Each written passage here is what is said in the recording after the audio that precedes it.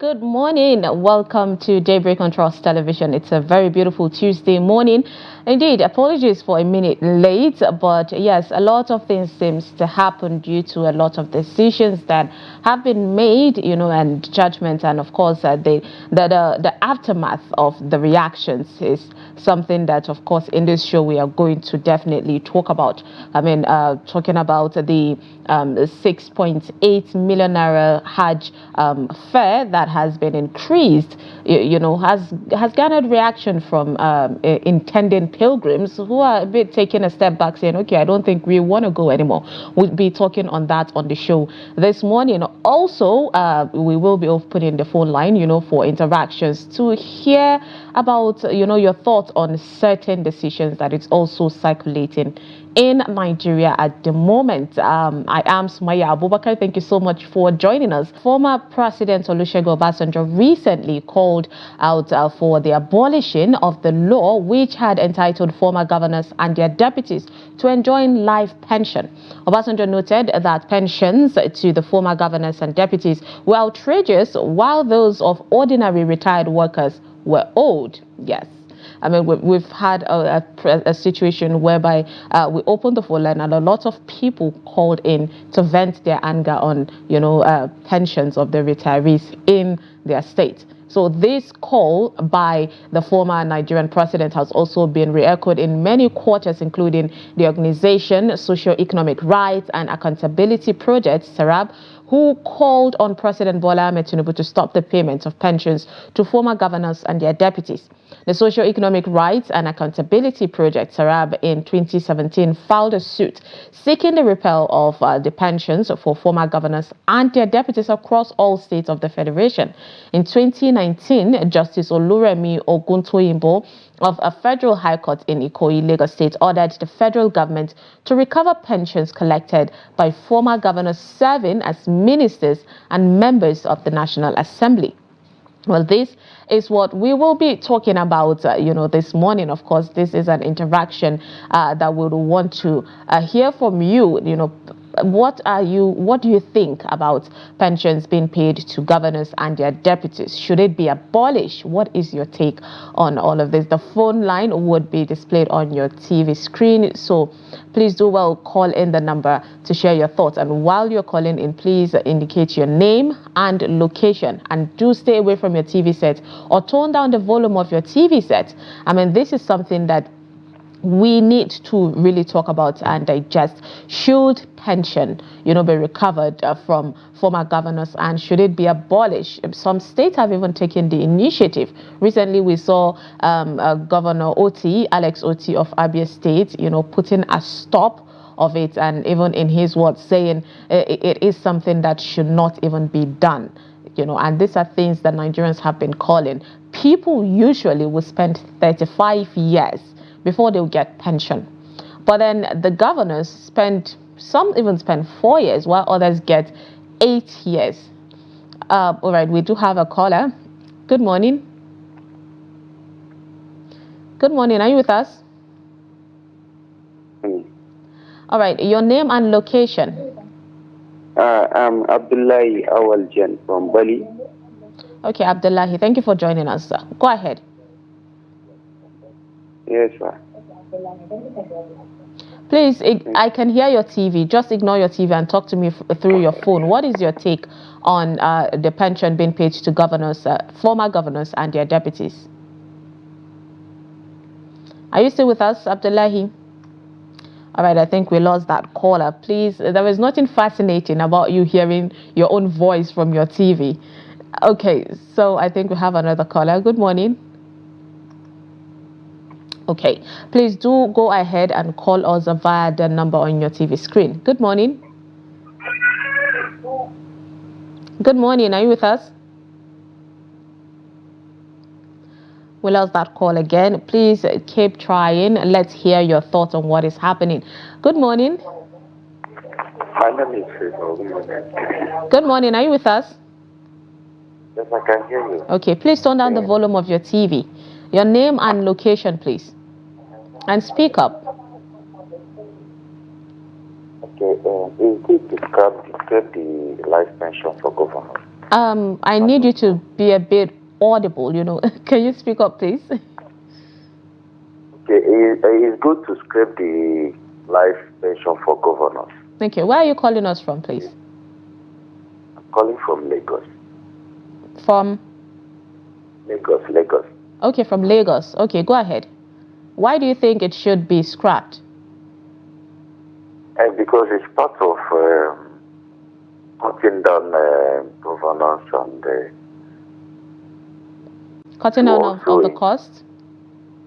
Yes, cutting down the cost of governance, because paying them those amounts of money, it should be put for another thing else. Yes, it should be used for another thing, rather for paying governors that are not in any way doing anything for the masses or for the state. So it's good to do so. Getting the life pension for governors, a good one. All right. Thank you so much for your thoughts. Appreciate your call from Lagos. I mean, he pointed out that money could be used for something else. But then this whole reaction has garnered a lot of outrage, from an average Nigerian saying you have worked. And some arguments are saying that the fact that you, even after leaving the position, the seat of the governor and the deputy, you even moved to being a minister, or you're occupying a seat in the Senate and you're still paid pension. Already there is so much gap between these people, and that's the government and the average Nigerian. All right, we have another caller. Good morning. Hello? Yeah, good morning. Hello? Yeah, I can hear you. Good morning. Your name and location, please. Please, can you turn down the volume of your TV set? I'm already talking to you through your phone, so it's delaying. Okay, I've done it. Good morning, ma. Yes, good morning. Your name and location, please. Good morning, ma. I've done it. Okay. I'm calling you from Bida, Niger State. Alhaji Mahmoud Yakatan. It's good to have you, Alhaji Mahmoud from Bida. Go ahead. The village head. Are you with us? About this scrapping of the last pension for the governors. Wallahi, it is good.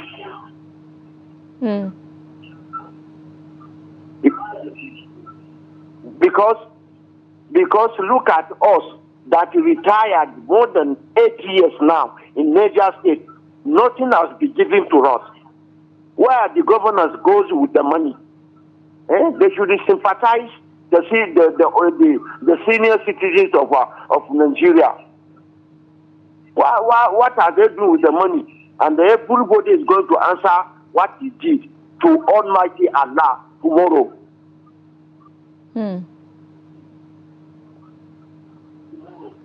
Indeed. Thank you, ma. Thank you so much, Alhaji Mahmoud, for that contribution. Now, earlier I made mention that there's been a lot of call from particular states, and we all know Niger State is one of the states that have been hit back to back with the crisis of pension, where pensioners are coming out. All right, we have another caller. Good morning.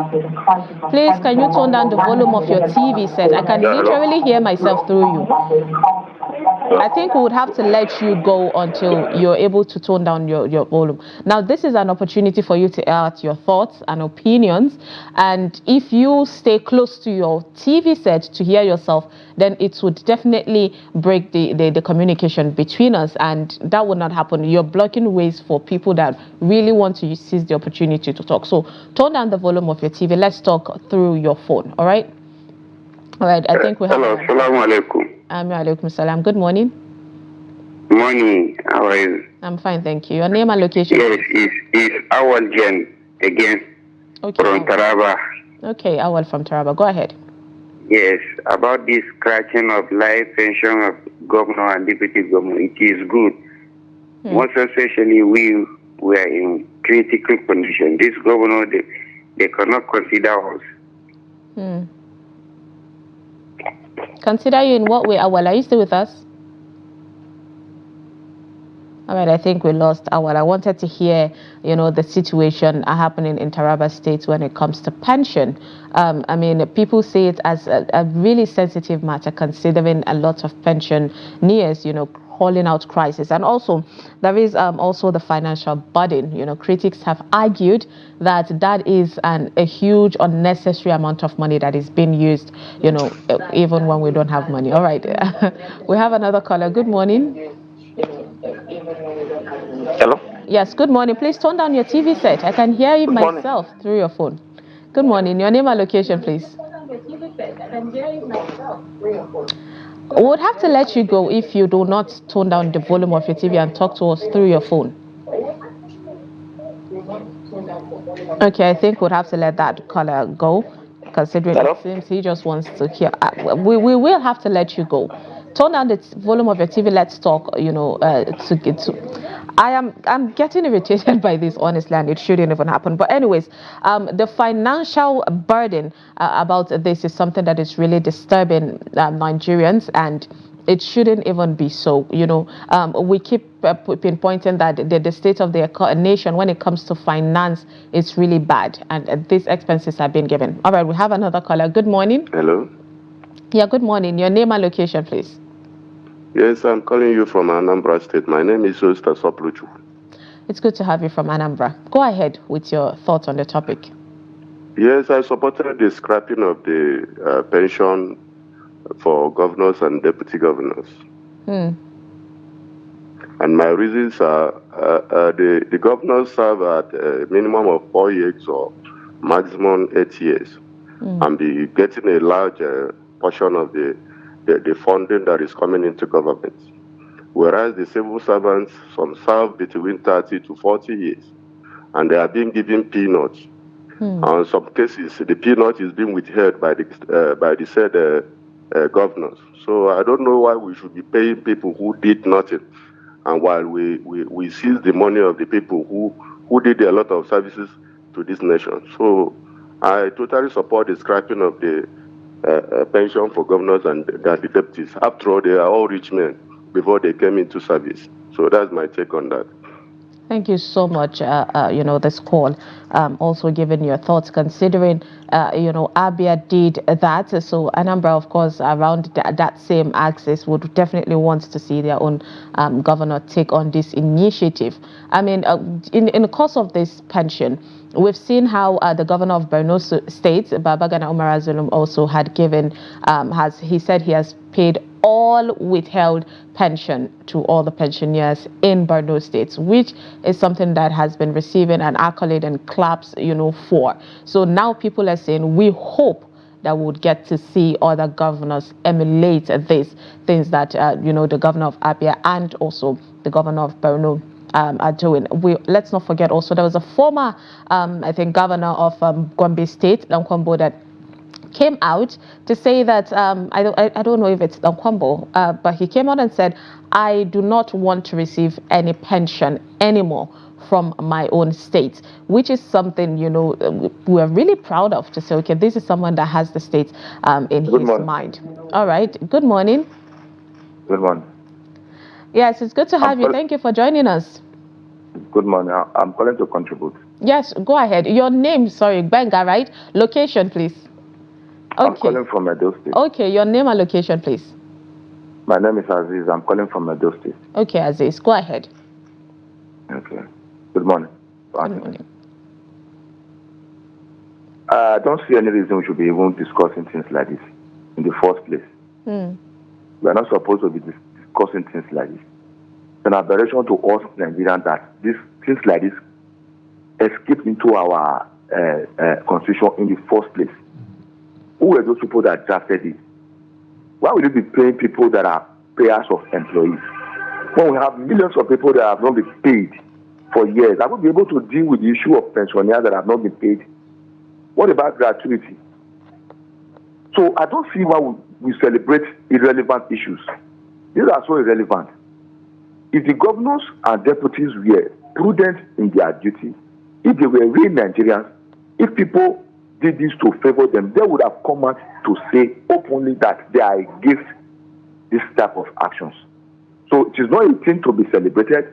It is not a thing that would have got into the constitution if we were getting it right in the very first instance. So this is a bad approach, and I don't think it should be celebrated a bit. That is my take. All right. Thank you so much, Aziz, for that contribution. Now, let's even point out 2 points in all of this. First is that this is not even in the Constitution. It's just states, states laws did it. I'm pretty sure a state started and the other states emulated, thinking it was favoring, the governors and the deputy, but definitely not with the people's thoughts at heart. And also the second thing is that in 2019, Justice Oluremi Oguntoyinbo made mention, or should I say, passed a judgment to say it should be stopped, but it hasn't been. So it's like now we are having, the government not even upholding the court or the court's judgment. All right, so we have another call. Good morning. Good morning. Are you with us? Yeah. Good morning. Yes. Your name and location. My name is Nicholas from Jos. Okay, Nicholas. Thank you for joining us. Go ahead. Yeah, I'm really in support of tapping the governor and deputy governor's chairman. You see, for good sake, I will serve for 35 years and come out after retirement. I'm receiving peanut. And somebody that served for 8 years or 4 years was receiving thousands of naira. Why, for God's sake? Soldiers receiving 50,000 as a salary. Police receiving less than 50 as a salary. Where is the democracy?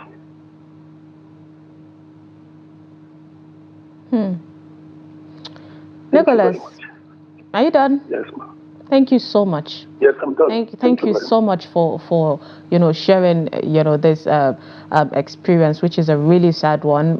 My heart goes to every pensioner that is not being paid what is rightfully theirs, even if the payment is a little. The payment is so little compared to the years that Nigerian citizens spend in serving the government. So it's really heartbreaking when you hear stories like this. Most times even people working still in service don't really get paid. We all hear stories from different states.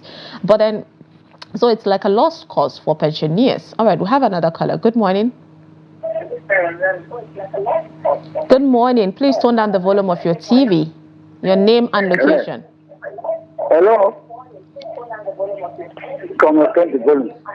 Hello. I can really hear myself through your phone. Good so tone down the volume of your TV, please, and tell us your name and location. Turn it down. Okay, your name and location. I'll turn it down. Are you hearing me now? Yes, I can hear you. We're with you. Go ahead. Thank you very much, madam. Yes. I want to chip in a little about what is. My name is Prince Anthony Jeo from Abuja. Okay, Anthony. Thank you for joining us. Go ahead. Yes. In fact, I want to tell you, pump and claim that the government know what they are doing. If not, there are some people that retired for more than 8 years that they have not collected their pension, allowance, and gratuity. Why should the deputy governor and the governors be chipping in, using our money anyhow? From their post now, they will go to minister or they will go to senate. But I am telling you right now that the money they are chipping in for them, we are being cheated. We retirees. If they are increasing salary, they will not give retirees. These palliatives, retirees are not taking, and we are going to the same market, and we are all citizens of Nigeria. The administrative setting is clumsy. The government should look into it, because one day there will be uprising for what they are doing. Thank you very much. Thank you so much, Anthony, for that. I could actually, hear your pain through, your words, which is something that is really sad. And of course, we hope it doesn't get to the uprising, and hence the reason why, Trust TV is giving voices to viewers. All right, we have another caller. Good morning, Abubakar. Hello? Yeah, good morning. Abubakar, right? Yes, your location, morning, please. I am calling you from Taraba. Okay, yes, from Taraba. I Go am ahead. to contribute. My contribution is that I want to say those who are able to secure another political office or whatever at their later life. That should be stopped. But those who go back to their farm or whatever, because they serve Nigeria, they serve their state and they serve the nation. Let them be given something, even if it's not as big as what is being expected now. Thank you very much. Indeed. Thank you so much, Abubakar, for that contribution. I mean, due to time, of course, we have to put a bit of a stop to the calls.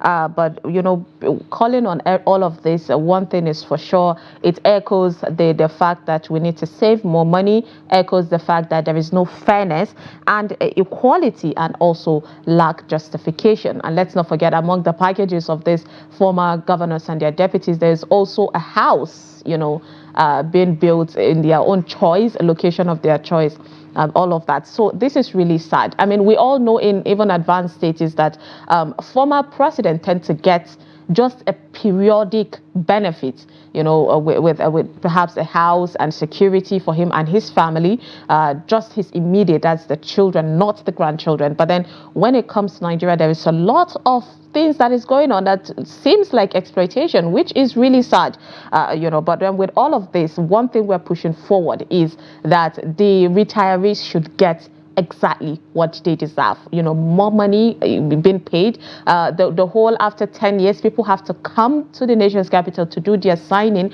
to make sure they are alive in order to get all of that. It's too deep. I've seen situations of people that are bedridden been taken from states like Plateau, Kano, to be brought to the FCT just to sign in to make sure that they're still alive to keep collecting their pensions. So all of these things is really, really sad and heartbreaking. Let's make life easy for an average Nigerian. And with that, of course, we have come to the end of this segment. Appreciate all of you that called in and share in your thoughts, and also people that tried reaching us and were not able to. We also appreciate you. Just make sure you stay tuned to the station, because tomorrow, of course, we'll open the phone line with another thought. But then the show here continues, so don't go anywhere. We'll be right back. The National Hajj Commission of Nigeria on Sunday announced that pilgrims who registered for the 2024 Hajj before the previous deadline of February 12th will now have to pay a balance of 1.9 million naira in accordance with the current exchange rate. The commission enjoined pilgrims to pay off the balance before March 29, 2024, when the commission will shut down its systems and cease to accommodate payments. The commission had in February reviewed the Hajj fare prices to about 4,699,000 for northern pilgrims, 4,899,000 for southern pilgrims, and 4,679,000 for pilgrims from Adamawa State, after earlier fixing the minimum fare prices at 4.5 million naira in October 2023. And to this discussion, of course, we are going to talk about all of this, because this year, on this year's Hajj preparedness, we have in the studio to dissect all of this, the Assistant Director of Public Affairs, National Hajj Commission of Nigeria, Hajia Fatima Usara. Good morning. Good morning. And thank you for joining us. Thank you. All right, so let's talk about all of this happening, Hajia. I mean, 6.8 million naira is now the price from about 4 points, just close to 5 million naira. And right now, people are in uproar. Intending pilgrims, some of them are demanding even refunds, saying we cannot be able to add up to this, while others are skeptical to all of this. So can you explain to us extensively why this increase had to be made? Of course, good morning once again. We are all Nigerians, and we have been following the development of the exchange rate since around early this year. Well, initially when that 4.7, 4.8 was announced, as you just said, the dollar rate around that December 31st, that was our first deadline. It was 890 something thereabout, and based on that, we came up with that first initial Hajj fare of 4.7. Later, you also know the dollar rate now increased. Naira depreciated, and we had to now deal with the new situation after the floating of the Naira.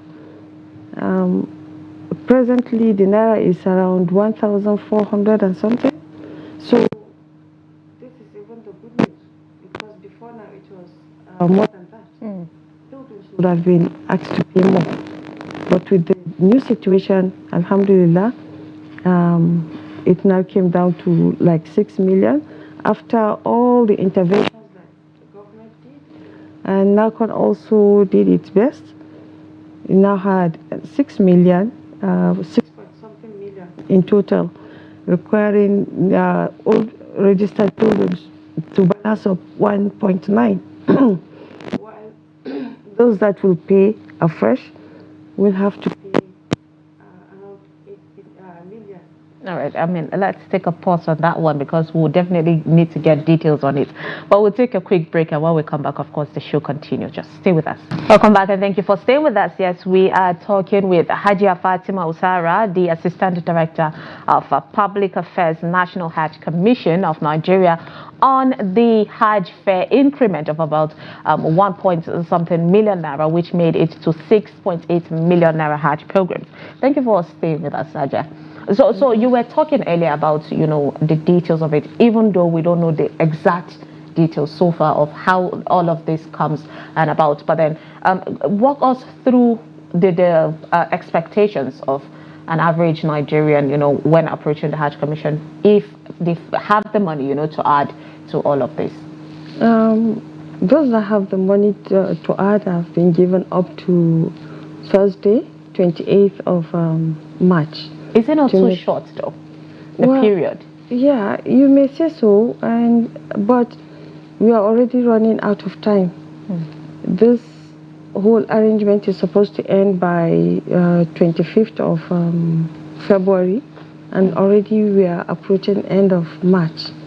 Now, even this is by the grace of Allah and with the understanding of Ministry of Hajj and Umrah that graciously extended the time for Nigeria. If not, it will, I don't know, we are already behind schedule. Now to extend the deadline further will complicate matters further. So in the front of Daily Trust, now the ex-NACON commissioner saying don't take loan to top up. He's giving advice to the intended pilgrims. What is your take on that? Yes, Hajj is an obligation on Muslims that are capable financially, health-wise, and other indices that our ulama would say. So Hajj is not compulsory on somebody that doesn't have the money, and it's not even compulsory such that one will go and get a loan to go for Hajj. You go for Hajj only when you are able, when Allah has provided you with the means. Not just the means to go for Hajj, you also have something to leave behind for your family. You don't just take all your wealth, go to Hajj, and leave your family in want. So for you to go and get loan, it means you are not even capable of going for Hajj. So what is the NACON doing, to create any misconception, apart from you being here, of course, to these intending pilgrims who are really confused and they approach, the commission to say, what is happening there? What measures do you people put in place in order to make people easily understand exactly what's going on? Yes, like this interaction, as you just said, is one of it. And there'll be other interactions with bosses, rights up, jungles will be coming up to explain everything, why this step had to be taken. Because actually, NACON before now tried all other avenues to see that the Hajj fare remains at 4.7, or even if it will increase, not astronomically as the case is. Yeah. So we tried all our best. In fact, our chairman really had sleepless nights over this. Beyond Nigeria, he did all he could to get it done. So of course, we'll educate our stakeholders, primary constituents, the pilgrims, to understand the situation we find ourselves in.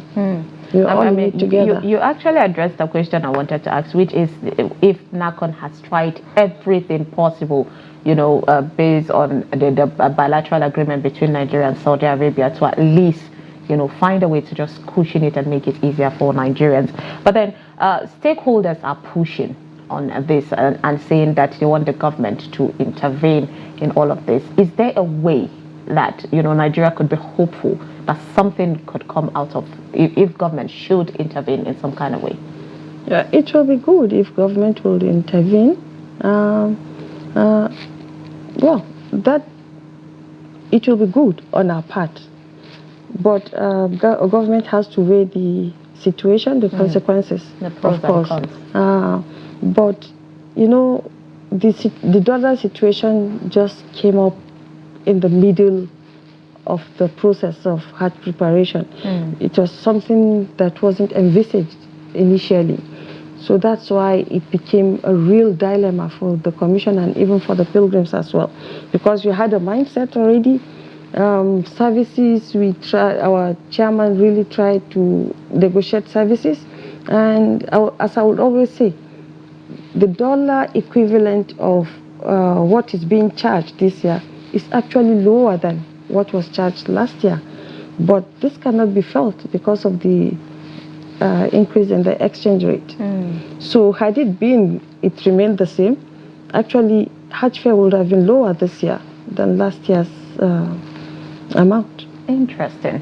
All right, so how do you anticipate, the free adjustment, or fair adjustment rather, would affect the number of Nigerian pilgrims? Because even at the 4.5, 4.9, 4.8, there were a lot of people that had to, put that plan on hold. And then right now there is this increase.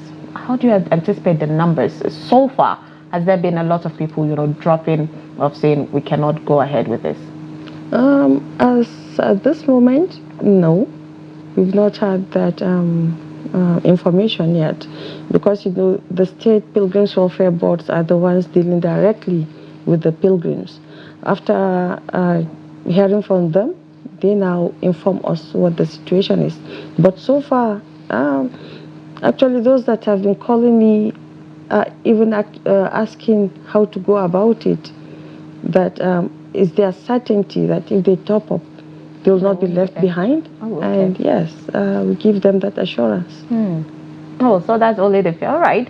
So it seems that the elites are more the people that are already going on this, so it might not really affect them. But what are the measures being taken by NACON to safeguard the people and make sure they get quality, safety, and all the services when it comes to Hajj, even with the cost constraint that is currently affecting the nation? Okay. During this year's pre-Hajj inspection, we had a lot of engagements with service providers over there in Saudi Arabia. Apart from the assurances they made, actually the team, our chairman himself led the team to see what other facilities are on ground, apart from the verbal assurances. Now, we have been assured that this year there will be a team comprising of NACON staff and the service providers there who will be overseeing everything hand in hand, and it will even be computerized such that any hitches that are being noticed will be sent to the powerhouse immediately, so that it will be rectified. At the back end, they will have their people there monitoring everything, from food delivery in Mashair, food delivery into the NACON is the Medina feeding is what NACON handles directly. Okay. The Makkah feeding is being handled by State Pilgrims Welfare Board, but even then we have our staff supervising.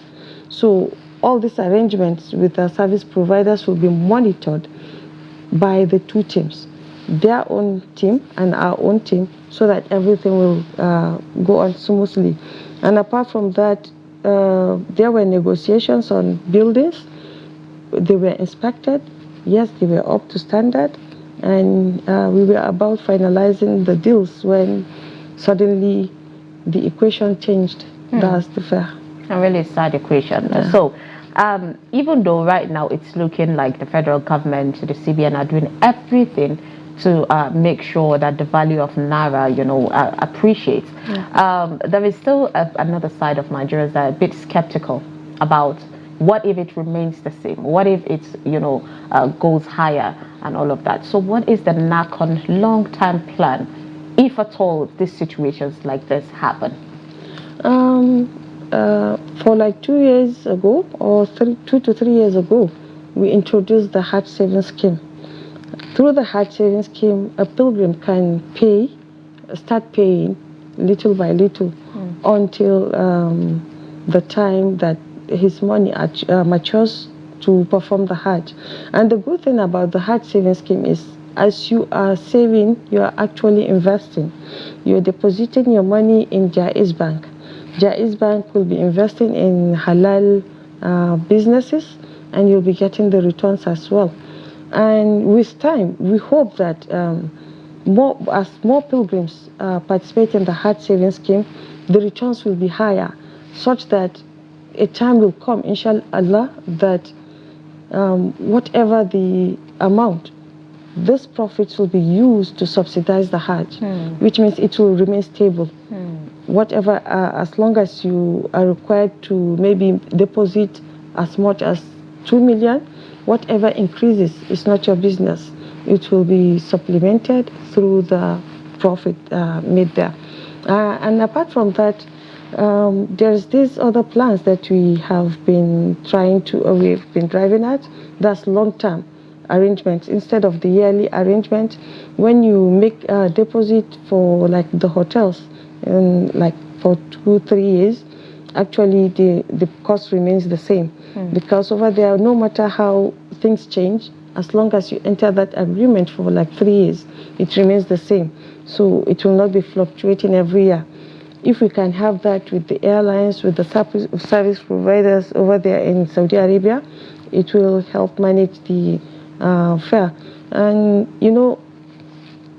NACON has been trying to be independent for quite some time. There are some certain areas that we are trying to look at, like sources of revenue generation, which all will boil down to helping the pilgrims and then the staff as well, so that we don't remain dependent on government at all. Yeah. Okay, that seems a bit hopeful for an average Nigerian who, even though we know it's not compulsory, but they can at least plan to say, I'm hopeful that someday I would get to be able to go there. But then in case of people who have, invested their money just for future plans and all that, and for people that right now they'll say, okay, fine, I've given up, I'm not going. Is there any reform ways, for someone to say, I'm able to get my money back from NACON? Yes. In the statement you just read, it was indicated there that those who want a refund for their money should apply through the states where they paid their Hajj fare to. So NACON will ensure that the process is fast-tracked so that they will be paid. Yeah. All right. So, what message will you give Nigerian Muslims who are disappointed with this new development? Well, you see, it's a phase. We are all going through it, whether on the Hajj or in our markets, everywhere. Things are not the same. Things are changing. But yes, it's a phase. We hope that one day, by the time the policy, the outcome of, we start seeing the outcome of the policy and everything stabilizes, we hope that this will be a thing of the past and we'll be able to enjoy what our government foresees from the benefit from these policies. Well, we may be feeling it now because it's new. It needs us to adjust. And with this Hajj savings scheme, I think now coming back to where it concerns me the most that's Hajj matters. When if we should take advantage of this Hajj saving scheme, I don't think in about 5 years' time we'll be complaining about Hajj fare that much, because with more subscribers, the more the profit. Let me give you an example. We have an allocation of 95,000 pilgrims every year. Malaysia has 30,000 pilgrims. But from those 30,000, because they are running a scheme, that's the Tapung Hajj, which is similar to our own Hajj saving scheme. From the proceeds they make from this 30,000 pilgrims, they're able to subsidize Hajj for their pilgrims and even loan out from the profit and even pay zakat from the profit because they have excess. That's for about 30,000 pilgrims. Now picture if you have 95,000 pilgrims under the same platform and their monies are being invested in so many other ways. I think it will be a game changer, not just to the Hajj industry, but even to Nigeria as a whole. Indeed. It looks promising. Well, we hope, at the end of the day, people that are disappointed with all of this will get opportunity to also go, and, NACON will be able to bring out this scheme that would make it work for every Nigerian. Thank you so much, Hajia Fatima Usara, for joining us to dissect this, increase in Hajj fare. We appreciate you. Thank you very much. Of course. We have a staff of Star Times Network in the studio to dish out the latest package for you. We have in the studio Stephanie Aka. Stephanie is the Zonal Marketing Manager of Star Times. Good morning. Good morning. Good to have you. It's always a pleasure to be here. All right, so explain to us what is happening in Star Times again, because each time we see you, there's always something new. Yes. Okay, good morning. On the Star Times network, we're pay TV platform that prides itself in providing 24-hour non-stop entertainment for our subscribers, and from time to time we would like to bring something new, like a promo or a package for our customers, and that's what I have come to offer. During this Ramadan fasting period, as well as we all know the Easter is just around the corner. Indeed. And Star Times has come up with the Super Boost package. And what is really incredible about this package is that it is designed to cater to a broad spectrum of customers. So no matter what your interests are, there's something exciting for you to watch on Star Times. Interesting. All right, so give us the details of this. What should someone, expect in this period? Tell us more about the Super Boost offer. It just sounds already so big. Yes. So with the Super Boost offer, what we have for our subscribers is recharge on your current bouquet. No matter which plan you're currently on, recharge for 2 months, and then you get a boost, just like the name implies. We boost you to a higher payments plan, which unlocks a wealth of entertainment. Yeah. So, for example, if you are on this 1,700 naira plan, which is called the Nova Bouquet, all you have to do is to recharge for 2 months, and we'll boost you up to the basic bouquet. That's for subscribers for that same 2 months. Yes, for the same 2 months. Now, if you're on the topmost bouquet, which is the Super package or the Super T package, there are two packages because we have two platforms, which is the antenna platform as well as the satellite platform. So Super and Super T. So if you're the highest bouquet, of course, there's no other bouquet for us to boost you up to. So you would get 10 extra days. No, that looks like an amazing offer there. All right, so the validity of this offer, you made mention already, says it's going to be the same, for the 2 months. But for this period of Ramadan, how long should people expect this particular Super Boost? Okay, the promo started on March 18th, and it's going to run up until April 30th. So during this period, all you have to do is to recharge for 2 months on your current plan, and we will upgrade you to a higher plan. And then if you're on the topmost bouquet, you get 10 extra days. Interesting. Who doesn't want a wolf? But let's just assume somebody wants greed, when we say a wolf wants 7. So if somebody intends to pay for 3 months, is that possible? Is it part of the package plan?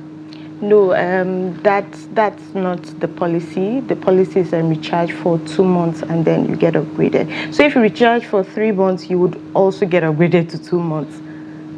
So it's recharge for 2 months on the higher bouquet, on your current plan, and then we'll upgrade you to the higher bouquet. All right, so let's talk about the exciting content. Already you said entertaining.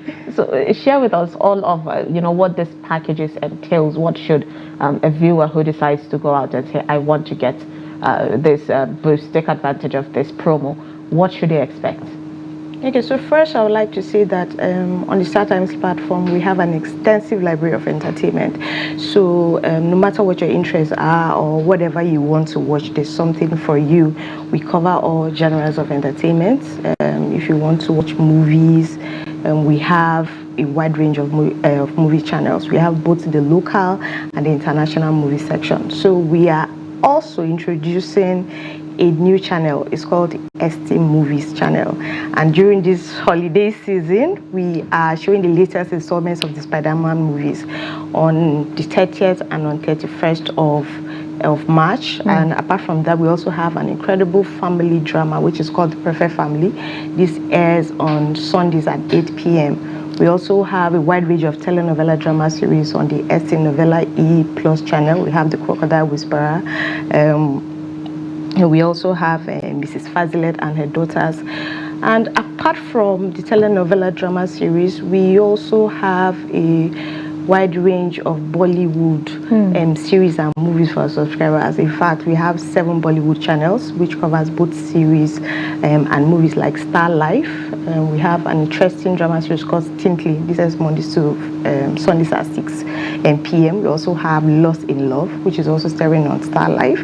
And apart from the Bollywood drama series, if you're following on our religious channels, we have 2 Islamic movie channels on the StarTimes platform, which is called Sunnah TV. We also have Ikra, so you can follow up on Islamic teachings on this channel. Then for the Christian subscribers, we also have a channel called EWTNs for Catholics. We also have Dove TV. So apart from that, there are also general entertainment channels for you to watch. So just like I said, there's something every day, something for everyone on the StarTimes network. StarTimes is promising a lot. Yes. There's a wide range of people who truly love Bollywood, and it's really difficult to find that in Nigeria. So of course, this seems promising, and it's good that you are able to cover every aspect. For Easter people, there is always time for worship and all of that. All right, so you made mention of all the entertainment, but what about the kids? Already from today, I know some places are already letting the kids go from school. They're coming back home, and to the end of this Ramadan, even the Easter, kids are at home. How can the parent be able to just keep them in a check and say, okay, please, somebody should help me take care of this? So for the kids, we also have the parents covered on the kids segment. So we have a wide range of kiddies channels for entertainment as well as learning. But I'm sure since it's the holiday, I don't think too many of the kids want to learn anything. But we have a wide range of entertainment channels. And among those channels, we have a channel. We're actually introducing a channel called SC Tones. It's on the StarTimes network. We also have channels like CBBS. And there's an interesting program on the CBBS channel called My World Kitchen. Yes, what's interesting about this program is that it actually teaches children how to cook dishes, how to make pastries, breakfast. So they are not also just being entertained, actually also learning some recipes during this holiday. We also have a superhero channel called Tsunami. The kids could get to watch their favorite superheroes. We have a wide range of programs like Batman, Justice League, Superman, Superwoman. And apart from that, we also have an interesting channel called Jim Jam. There's also ST Kids, as well as Tsunami. So just Jim Jam seems to be the kids' favorite also. Yes. We hear them, say it all the time. So Easter is also a great way to relax, catch up, and all of that. So what about the men who love sport. Let me not say men alone. Women are picking up the pace now. Yes, exactly. We see women sitting down to discuss and analyze sports. So what about the sports package? As a pay TV platform, I would say that we are committed to providing live sporting actions for our customers. And during this period, we have the German Bundesliga matches showing, that's the German league. We have matches lined up from Fridays to Sundays, so that's covering the Easter season as well. They can catch up on these matches on some of our football channels like ST World Football, Sports Premium, Sports Focus. Then apart from the German Bundesliga, we're also offering the Saudi League to our subscribers so they can watch also live matches as well. Let's not forget we are also the official broadcast partners for the NPFL, that's Nigerian Professional Football League. So Star Times is actually the platform where you can catch up on your favorite local clubs. That's a big one there. All right, so in all of this, you made mention. What about the people that love reality TVs? You haven't covered that aspect. Let's hear their own, package for this promo. Okay, so I'm guessing that because I also follow reality TV shows as well, because what I like about them is how you can relate to them because they are actually true life stories. Indeed. And we have an incredible, interesting channel. It's called the TLC. It's called the Learning Channel, and it's showcasing an interesting reality show which is called Love and Translation. It airs every Wednesdays at 7 p.m. and it's really, really interesting. I would want everyone to follow up on this program because the storyline is really, really interesting. You would be blown away by what's happening on this program. So I just want to maybe share a little bit about the Love and Translation reality show. It's actually about a tropical island where 12 women and 10 men get dropped off on the island to find love. And what is interesting about this program is the men understand English, but the women are international women. They do not speak English. And they don't also have a translator on the island. So they are going to be relying on sign language, body language to get to know one another. So I'd like our subscribers to follow on this program. We also have my 600 LP Life. It's a story that covers the journey of obese people, how they're trying to diet and follow strict rules from the doctor to be able to live a healthy life and lose weight. Really interesting. Hands in, I mean, okay, there's so much. The Love and Translation is something that we cannot wait. And it's seeing, various ladies from different countries and all that. This would definitely show people, that you can easily learn from all of this and their lifestyle and cultures. Let's move on to the, the prize. How much is someone going to pay for all of this juicy content? So let's start with the decoders and, of course, the packages of the bouquets. Okay, to Star Times network, we have two types of decoders. We have the antenna decoder, and this is going for 13,900 naira. And the decoder comes, as a new user, the decoder comes with 1 month free subscription on the highest bouquet. But if you are an existing subscriber, we have four payment packages. I'm going to start with the lowest. It's called the Nova Bouquet. This is going for 1,700 naira. The second package is called the Basic Bouquet. It's going for 3,000 naira for 1 month, followed by the Classic Bouquet, which is a 4,500 naira plan, and the highest bouquet is 7,500 naira. Now, with the decoder that uses the satellite dish, this is going for 21,000 naira if you're a new user. For an existing subscriber, we have 4 payment packages. The lowest is called the Nova Bouquet. It's going for 1,700 naira. The second plan is called the Smart Bouquet. This is a 3,800 naira plan, followed by the Special Bouquet, which is a 5,600 naira plan, and the highest bouquet is 7,500 naira. The package sounds juicy. Yes, it does. All right. So also, we all know that StarTime has a mobile app. So let's hear how people can easily access this. So for the StarTimes mobile app, once you have an Android phone or an Apple phone, all you have to do is to visit the iOS App Store or the Play Store. The app name is called the Star Times On app. You just have to download the app on your phone. And what is also interesting about the app is that it also allows you to link the app with your decoder. So this will enable you use the subscription that it's on your decoder with your app, so you're not spending more on the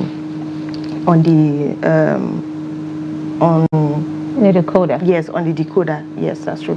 So once you download the app, you can catch up on your favorite programs no matter where you are. If you're stuck in traffic or if you're not home to catch up on your favorite programs on your TV set, all you have to do is to log in on the StarTimes mobile app and continue watching your favorite without programs. any extra charges. Yes. that seems really beneficial. So one quick question I want to ask on behalf of viewers, of course. If I know sometimes people tend to have an older decoder, you know, and there is new one with better opportunities and all that. So if somebody really wants to, can they approach any of your offices, you know, for an exchange, an upgrade?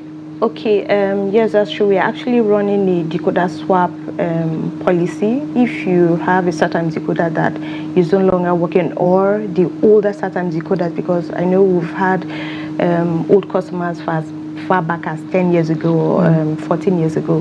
So especially those decoders that are metallic in color, that's a T1 decoder.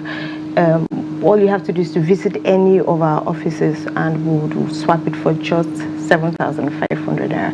So you're getting a new decoder and a 1 month free subscription on the highest bouquet. That's like a blessing. So in all of this, what is your last word to audience? You know, what are the promises of excitement, even though you've already you know, given us a tip of what to expect? Okay, I would say that the Super Boost promo is an incredible offer. StarTimes is not just offering entertainment to our subscribers, we are also creating memories. I can remember as a kid, one of my fond memories was catching up on favorite shows with my parents, and we're not just creating entertainment, we're not just providing entertainment, we're providing a platform where there's bonding time with your family. You can catch up on comedy shows, on religious content, on sports, no matter what your interests are. This offer is for you from us.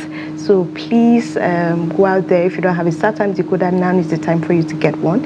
If you're already a StarTimes existing subscriber, now is the time for you to recharge and enjoy the Super Boost promo. Super Boost promo indeed. One tiny question I also have, again, in the mobile app, you know, sometimes you made mention that if you're in traffic or something, but what if you're in a place that you cannot even have access to your phone to sit down, and can you literally save, you know, the whole entire program, just save it in your list? That way you can at least catch up. Yes, there's an option for that. You can actually save your programs to catch up on them whenever you have time.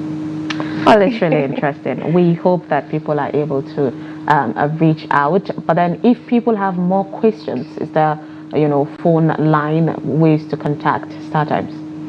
Yes, of course. For your follow-up questions, or you have inquiries to make, you can always reach us on this number, 020 and 14618888. Again. Yes, 020-1461-8888. Of course, your smile will get people to definitely reach out to you. But definitely, we appreciate your time, and on behalf of viewers, we appreciate, you know, you bringing this package for us. Stephanie Aka, thank you so much for joining us, Zonal Marketing Manager of StarTimes. It's always a pleasure to be on your show. It's a pleasure to have you. All right, and with that, of course, we have come to the end of this segment.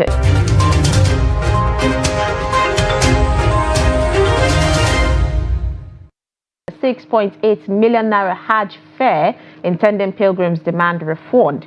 Stakeholders seek government intervention, and they say the ex-NACON commissioner is advising don't take loan to top up. You find that on page 4. Below the headlines there we have 44-year-old opposition candidate wins Senegal presidential election. Yes, that is Bassirou Faye.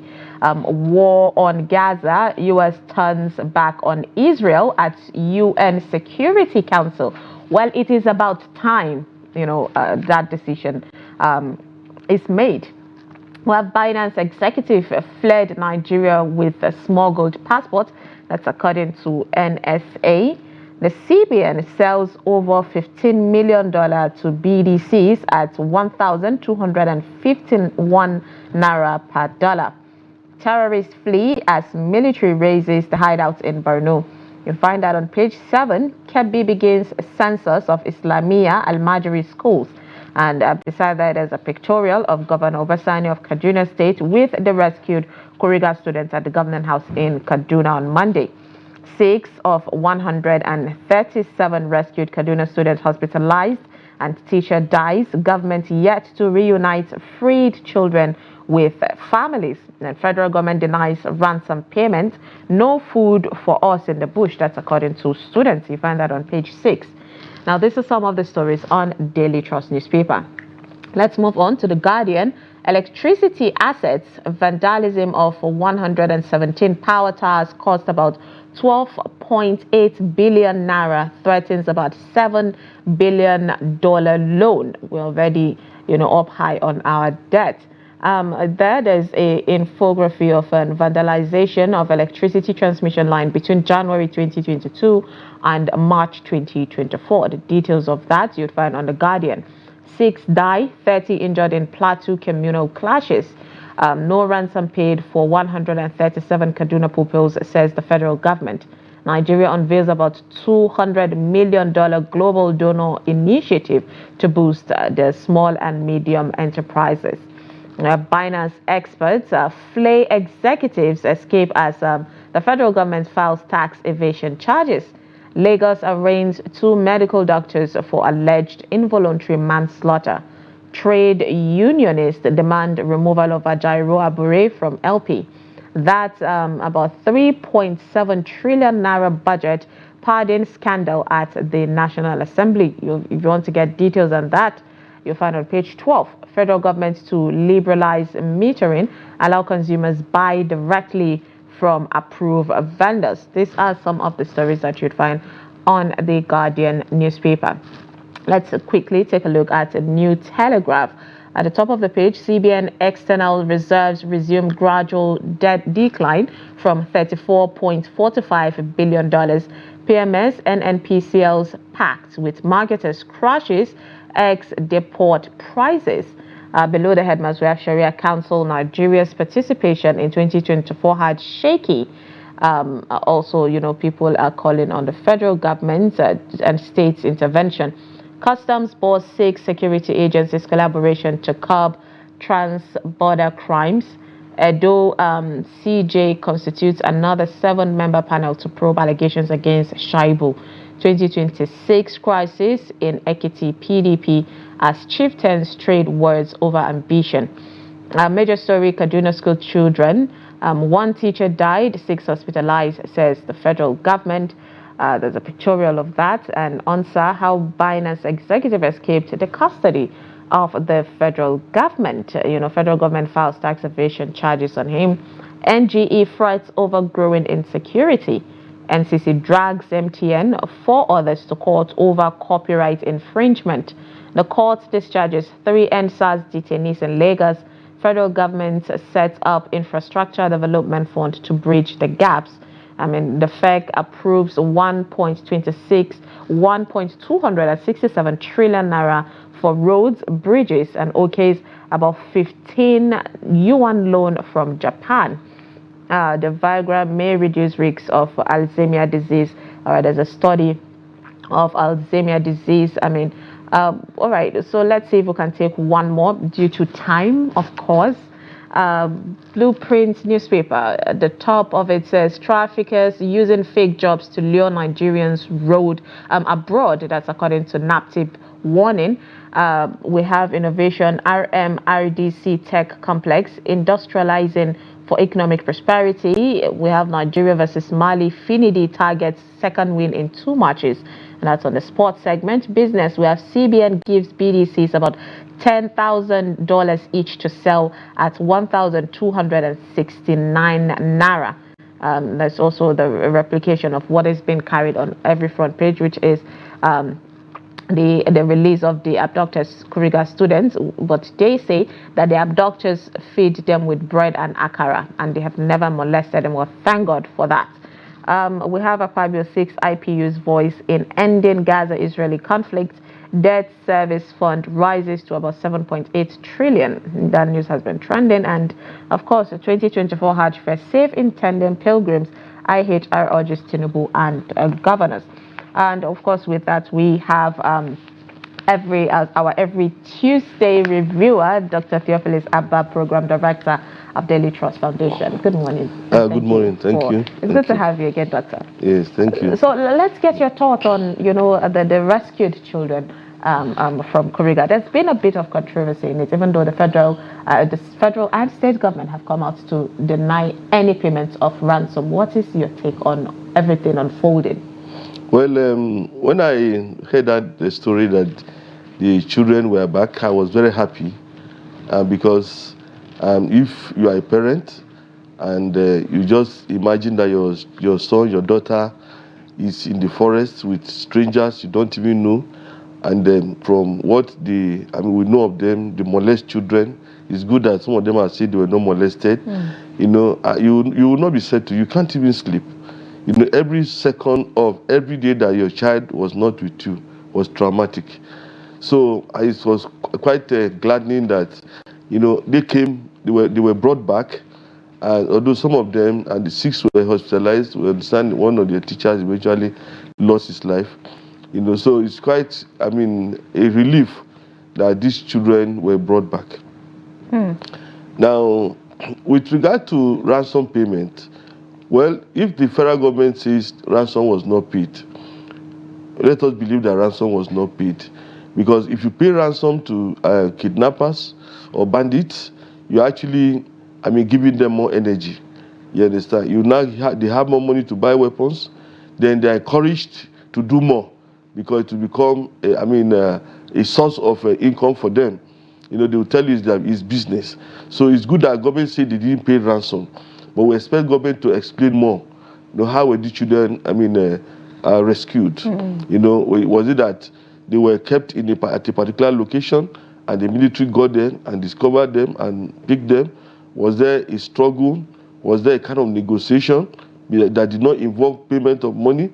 And then we need to know more what government is going to do to prevent this kind of a thing. Because these children were abducted in Kaduna and they were rescued in Zamfara. I think the distance between Kaduna and Zamfara is not less than 400 kilometers. And these guys were taking a motorcycle. What path did they take? Is it that they rode this motorcycle on the bush path for about 400 kilometers and in that large number, and there was no security to intercept them? All these things are questions that Nigerians want answered. It's good government say they didn't pay, what do you call it, ransom. But we don't even want government to pay ransom. Indeed. Whether, for Nigerians, whether they pay the ransom or there was a kind of negotiation, it still looks bad, for the government. But then if they say they are not doing it, why they did not do that rather? Why people are skeptical is because the government have not given details. They are exactly to give us details. And then these guys were criminals. Normally, Doctor, we hear government saying criminals have been neutralized. So if there was some kind of a scuffle, what happened? It's good. If there were people who had these children illegally, we expect that they will have been arrested. Then if you have discovered collaborators, they ought to have been arrested. And it will gladden the hearts of Nigerians to know that, these bandits, these kidnappers who abducted the children, we captured 10 of them, we captured 15 of them, and we arrested them. They're going to face the law.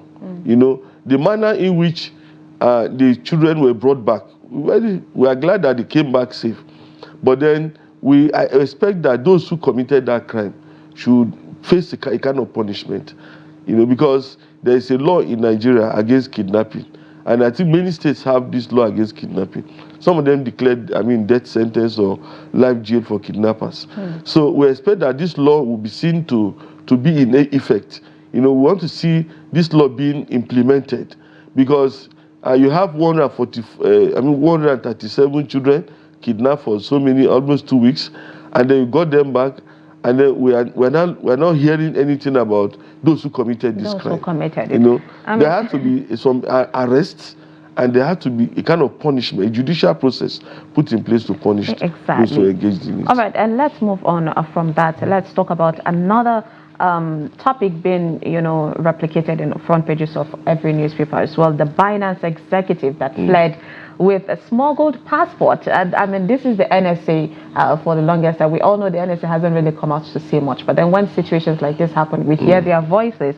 And it says no hiding place for the fleeing Binance regional manager, says the federal government. But then it was said that he escaped the prison, got a fake passport, and exited Nigeria. So what does it say about our security, even though we know we cannot even secure our own people, but with all of this, what does it say?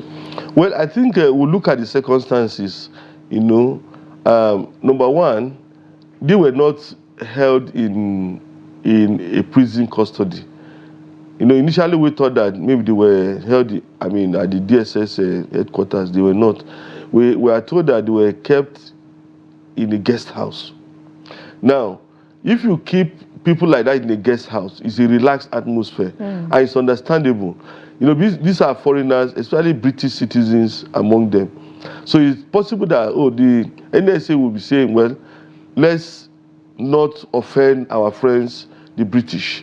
Let's not treat them in a manner that will lead to any diplomatic. But the British don't give us that same courtesy. Well, we saw a former senator, Ekwere Madu, how he was treated over there. There was no preferential treatment. Yes, but they don't do it. But in our own case, we tend to maybe say, okay, we have to be very careful, So I'm thinking that these are my own, assumptions. I'm thinking that because maybe they are British citizens, and because maybe the issues are still not very, very clear, because when you say that Binance operated in Nigeria without being registered in Nigeria, these are trade issues. You understand? Because there are a lot of companies that are operating on the cyberspace. They don't have physical offices. So you need to really come up and say, okay, let me tidy up the issues about the crime these guys have committed, before really taking it up before pronouncing them as criminals. You see, the United States in December found Binance guilty and fined them about 4.something billion. But there was a specific crime they committed, which was against the American law.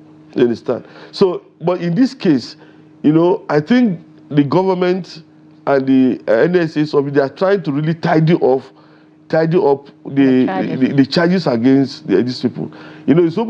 It's almost a month now since these guys were kept. And then it was yesterday we are hearing, they are talking about tax evasion, because we know that if you are doing an online business in Nigeria, any online business in Nigeria, anybody who transacts business with you pays something like VAT. Like if you are buying anything from outside Nigeria online, you are charged some kind of VAT that you must pay. They will give you an invoice, and then you pay this invoice with VAT inclusive. Now they are saying that Binance has been transacting businesses without remitting this payment, so they need to tidy up a whole lot of things. And so I think that was why, these are my own assumptions, that was why the detention was a bit relaxed, And then I think sentiment came in that this man said, he's a Muslim, he needs to go and pray. And maybe those around him, maybe they are Muslims or they are even Christians, who say, well, let's not deny him of his right to pray. Maybe he had even prayed not once, not twice, not 3 times. You understand? Maybe they relaxed because he had prayed again and again and returned to the guest house. And maybe they were not held in a condition that made them to say, well, our lives have been threatened, and all those things. So you can imagine what must have happened. You can imagine the kind of, let me use the word, false trust, that he built among those who are supposed to be guarding him, and then that made able now let down their guard and enable him to do what he did. Okay. You know, but in any case, it just means people were not doing their job properly. Yes, you know, in Nigeria we are very sentimental. You know, we are very sentimental. You know, a lot of sentiments can come in. Oh, this guy, he can even brainwash the guys got to say, I didn't commit any offense. You know, this country, you know, even the business community came up with an argument that what you are doing to Binance is unfair, it will discourage foreign investors. You know, when the business community makes a statement like that, you know that even the NSA's office will be very careful. You know, okay, let's make sure that we don't overdo this thing. Let's make sure that we are fair. Let's make sure, you know, that kind of atmosphere. But as a matter of fact, the challenge now is for the NSA's office to tidy up its argument against Binance. Indeed. Get all the necessary documents, all the necessary evidence that indicate that they violated, you know, the Nigerian law. Number one, Interpol can track this guy.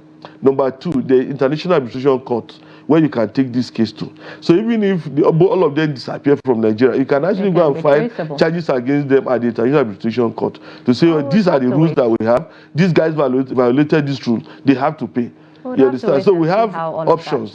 You know, we have options. Yeah. But the important thing is make sure that you get all the relevant evidence that you can present both at the Nigerian court or at the international court. And also, another important thing is that make sure things like this never, you know, happen again. Well, you know, we keep learning. Yeah. You know, but next time we don't know how it will happen. Indeed, Doctor. You know, because this one. So much, Doctor. Because of time, we don't have time to, you know, dissect more on this topic and even more. I appreciate your time, Doctor. Thank you so much, Dr. Theophilus Zappa, for joining us again to review the front pages. And with that, of course, we have come to the end of today's episode of Daybreak. Do stick around. The 360 Sport would be here by Adeni Ajishafe. I am Sumaya Abubakar. Do have a lovely day.